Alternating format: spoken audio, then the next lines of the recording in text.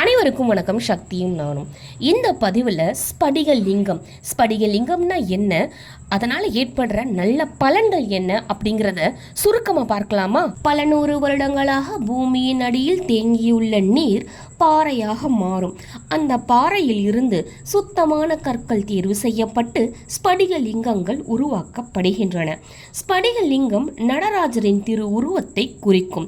ஸ்படிகலிங்க வழிபாட்டால் மன அமைதி, தெளிவான சிந்தனை மற்றும் கஷ்டங்கள் நீங்கி நன்மைகள் பெருகும். சிவலிங்கமானது வெவ்வேறு பொருள்களை கொண்டு 32 வகையான லிங்கங்களாக செய்யப்படுவது உண்டு.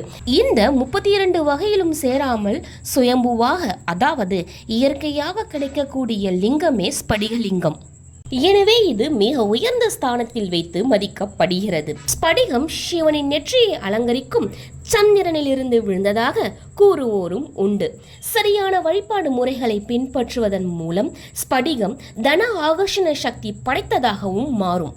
ஸ்படிகலிங்கத்தை வியாபாரிகள் சரியான வழிமுறையின்படி வழிபடுவதன் மூலம் நல்ல லாபம் கிடைப்பதுடன் தொழில் மென்மேலும் விருத்தியடையும்.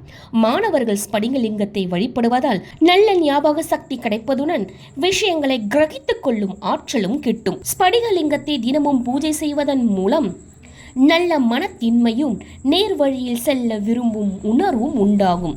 குழந்தை பேறு வேண்டுபவர்கள் ஸ்படிகலிங்கத்தை கண்குளிர கண்டு மன நிறைவுடன் வாய் திறந்து கேட்பதன் மூலம் ஈசனின் அருளால் குழந்தை பேறு கிட்டும் என்பதில் எந்த சந்தேகமும் இல்லை. ஆதிசங்கரர் கைலாச மலையை நோக்கி சென்று கொண்டிருந்த போது வழியில் சிவபெருமான் அவருக்கு காட்சியளித்து 5 ஸ்படிகலிங்கங்களை அளித்து அவற்றை பூஜிக்கும் முறை பற்றியும் விளக்கினாராம்.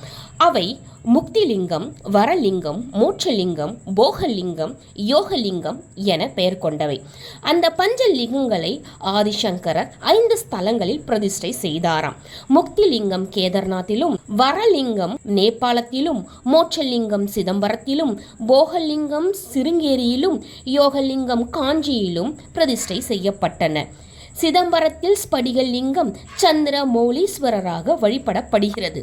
32,768 தடவை நேர்மறையாக அதிரக்கூடிய தன்மை உடையது இந்த ஸ்படிகலிங்கம். அதனால்தான் ஒரு ஸ்படிகலிங்கம் கருங்கற்களால் செய்யப்பட்ட 1000 லிங்கத்திற்கு சமம் என்றும் 12 லட்சம் ஸ்படிகலிங்கம் ஒரு பானலிங்கத்திற்கு சமம் என்றும் சாஸ்திரங்கள் கூறுகின்றன. பானலிங்கம் என்பது கண்டகி நதிக்கரையில் இயற்கையாக கிடைக்கும் சால கிராமங்களைப் போல நர்மதை நதியில் கிடைக்கும் இயற்கையான லிங்கங்கள் ஆகும். ஸ்படிகலிங்கத்தின் முன் அமர்ந்து தூய மனதோடு சிவனின் பஞ்சாட்சர மந்திரமான ஓம் நமச்சிவாய என்னும் மந்திரத்தை 108 தடவை ஜபிக்க எல்லா பாவங்களில் இருந்தும் விமோச்சனம் கிடைக்கும்.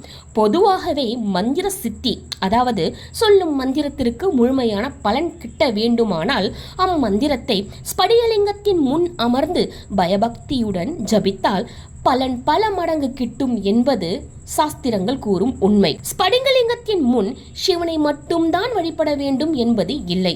உதாரணமாக லக்ஷ்மியின் அருள் பெற வேண்டும் என்றால் அவள் அருளை வேண்டி அம்மந்திரத்தை ஸ்படிகலிங்கத்தின் முன் அமர்ந்து ஒன்றுபட்ட சிந்தனையோடு சொன்னால் பலன் பல மடங்கு பெருகி வரும் என்பது சாஸ்திரங்கள் சொல்லும் உண்மை. ஸ்படிகம் என்பது நம் மனதை அப்படியே பிரதிபலிக்கும் தன்மையது. அதனால் அதை வணங்கும் போது தூய்மையான மனதோடு வணங்குதல் அவசியம். தீய எண்ணங்கள், பிறரை கெடுக்கும் நோக்கத்துடன் செய்யப்படும் பிரார்த்தனைகள், அலைப்பாயும் மனம், தெளிவற்ற சிந்தனை இவற்றோடு வணங்கினால் எதிர்மறையான பலன் ஏற்படும். அதனால் ஸ்படிகலிங்கத்தை வணங்கும் பொழுது மிகவும் கவனம் தேவை.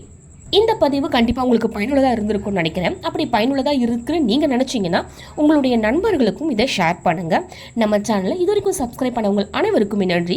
சப்ஸ்கிரைப் பண்ணாதவங்க சப்ஸ்கிரைப் பண்ணிக்கோங்க. கண்டிப்பாக நல்ல நல்ல பயனுள்ள பதிவுகள் உங்களை தேடி வரும் நம் சேனலில் என் மூலமாக.